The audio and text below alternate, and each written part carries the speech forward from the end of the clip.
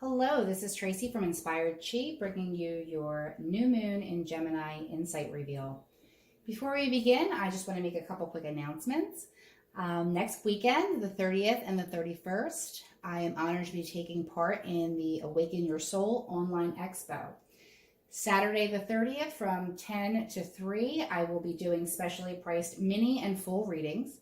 I'm doing it as a summer love theme for couples and singles. However, if you still want to get a reading and you just want to generalize, that's perfectly fine. Just come with your intention and I will be there for that. Also Sunday, 5:31, and I will provide all the links below. I'm going to be doing a free 25-minute live insight reading regarding the summer solstice, which is coming next month. So they are some of the things that we have. Also, just a heads up, I did get a couple messages about people not seeing their insight readings and wondering what we were doing, if we were still doing them. So we never stopped doing them. We do them every new moon and every full moon, which comes out to be every other week and twice a month. We are continuing to do them. However, Facebook has changed some of its algorithms. So if you're just seeing notifications, it would take a lot of comments for the notifications to reach you. What it said, it highlights. So if you're Facebook savvy, you want to set it to all. If not, don't worry. Just know that we're doing it every other week. If you head over to the Facebook, it's probably better to subscribe to the YouTube channel because that gets it done immediately. I definitely don't update our regular website, inspiredchiradio.com, as often as I should. But if you find it a couple days late and the full moon has passed or the new moon has passed, just know that when your message isn't meant to find you, it will. So there is no such thing as being too late. The message is meant to find you when it is, and it is timeless, even though we are using the energy of either the new moon, the full moon, or seasonal different holidays throughout the year to commune with Mother Earth and our angels and our guides to help kind of facilitate the messages that, yes, you can absolutely do on your own. So just a heads up, that's still happening. Okay, so we're moving on to 1, 2, or 3.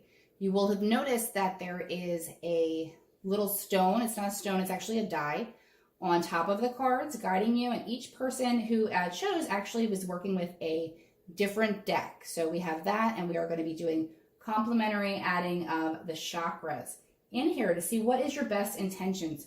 New moons are the best times to set new intentions, create new goals, begin new cycles, and have the most success of manifestation to gain that momentum. Hello, twos, and welcome to your new moon in Gemini reveal. We are looking at the tarot deck that you chose, and we're going to complement this with the chakra oracle deck. And there was also a die on your pile, and it was in as the red, which means we're dealing with the root chakra in this manner. And the root chakra deals with releasing fear, but also when your root chakra is out of whack, it has to do with you feeling like you are unsafe or unstable in some way. And aside from the collective, I'm going to say imminent danger, not imminent danger, but the energy of the collective, this is more on an individual level for you, not feeling safe, not feeling like you can kind of take care of what you need to take care of. It's the root chakra. So that is what we're focused on. I'm curious to see what cards are going to come out here. And we're using the tarot deck to complement. So I'm going to pull 3 chakra oracle cards to kind of get an overview. And then I'm going to do 9 cards, which is the energy that you're moving out of, the energy that you're currently in, and the energy that's coming in. Passion. Ooh. Quest. Soulmate. I wonder if you chose 2 last week. If you didn't, you should probably head on over and look at that one because I feel like there might be a theme here. And 2. Yes. Okay. So always take it how it resonates. If we're talking about a project, a passion, a relationship, a work thing, it will depend on how it resonates. Also keep in mind that this is a general reading, so it may not resonate for all of you. So take what messages are yours and leave the rest. But this is a beautiful reading. I mean, even just starting out. So it's showing a lot of passion, feeling like maybe you either know what it is you want to do, or you feel like your actions have the ability for real change or to make a real impact in the lives of others. If you are a person that's currently working with the elderly population or the senior population, I'm getting a feeling of just being able to connect on another level, feeling like you maybe, this definitely isn't your first rodeo, this wouldn't be your first lifetime here, but a wisdom and a passion in helping others, into being in service. And I do, this may not be for all of you, this may be specifically for one person, but I also get the energy of somebody who's working with a dementia patient. It could be a family member that's suffering from dementia, but also to be able to be on a mission to advocate for that person and having a deep passion in that. So that's on a career level. On a more relationship level, if that's what you came to this reading for, it's definitely showing me that you've been on a quest to find your soulmate, and you've been very passionate about that quest, not settling for anything else. Anything that's kind of outside of what you're looking for. That's good and bad in a lot of ways as you continue on your journey. But for some of you, it looks as though in the recent past, we have the Empress, so this deals with creation and also passion and creativity. But a birth of a new idea, could even be a birth of a child. But in this situation, the Empress is all of the queens put together. So she is in her own energy. She is in her power. Then it kind of comes along where she's kind of finding her balance, or possibly even juggling two things.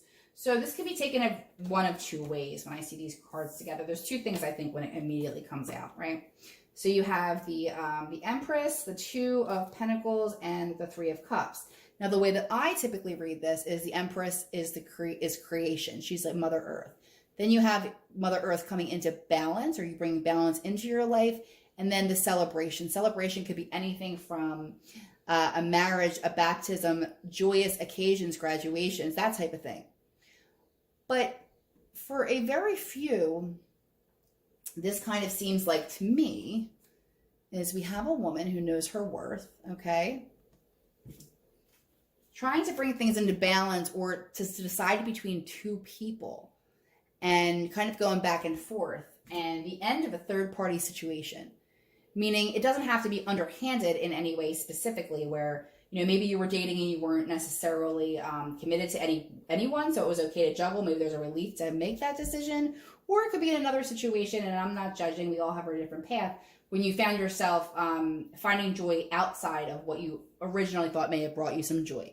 Either way, it shows the end of that situation.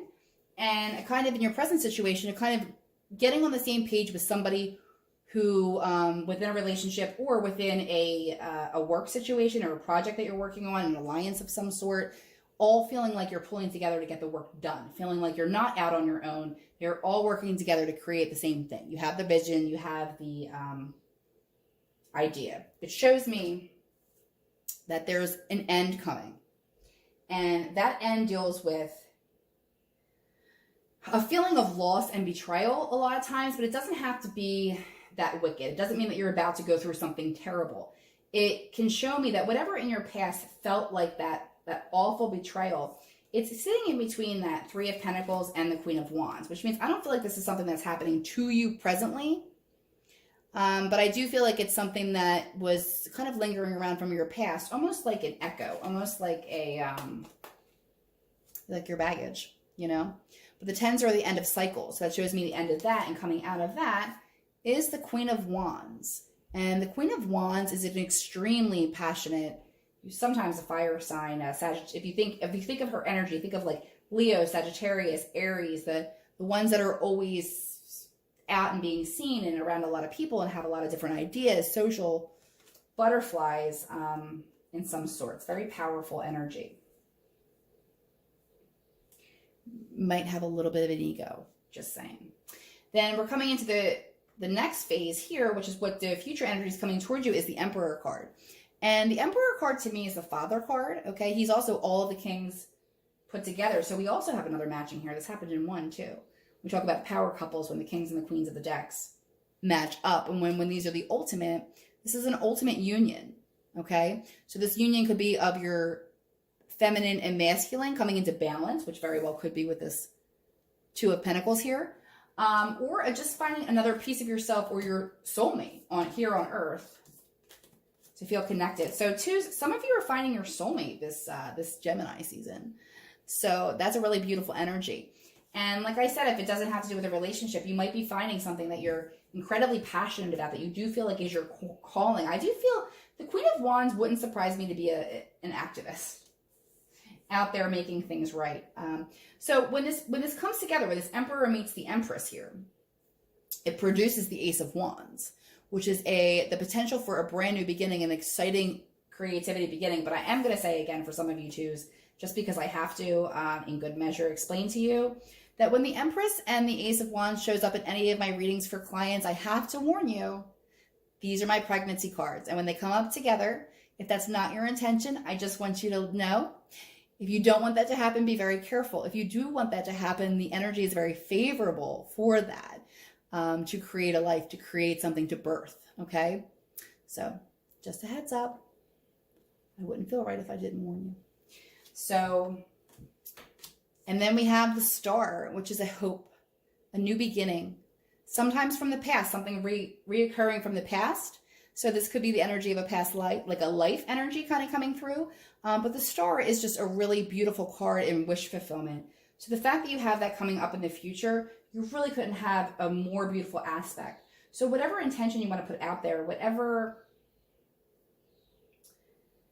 thing you want to gain momentum in your life, like I said, it could be a creative project, it could be a work thing, it could be a home thing, it could be a relationship thing. Whatever that is for you, the aspects are very favorable, but you do need to release this Ten of Swords. And the energy around you is great to do that.